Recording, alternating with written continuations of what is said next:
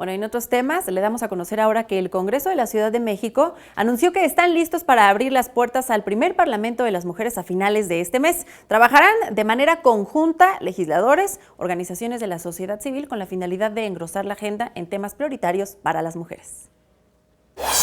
La Comisión de Igualdad de Género del Congreso Capitalino puso en marcha las actividades hacia el primer Parlamento de Mujeres de la Ciudad de México. El propósito de este ejercicio democrático es brindar a las mujeres de la capital un espacio de participación para manejar de manera conjunta con la sociedad civil diversos temas de la agenda de género que están pendientes por legislar.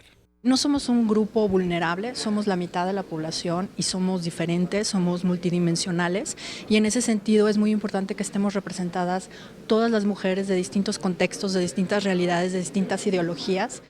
Las diputadas buscan colocar las bases de una nueva forma de plantear políticas públicas.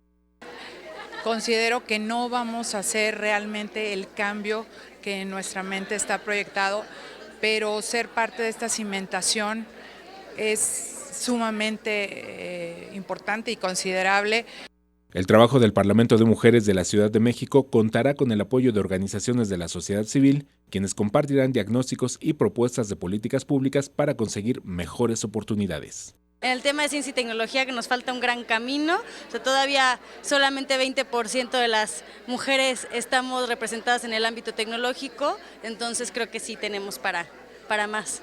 El 31 de enero se instala el Parlamento de Mujeres en el recinto legislativo y a partir de este martes y hasta el día 30, las diputadas recibirán capacitación por parte de servicios parlamentarios. Con imágenes de Javier Martínez, Alberto Álvarez Santana, 21 Noticias.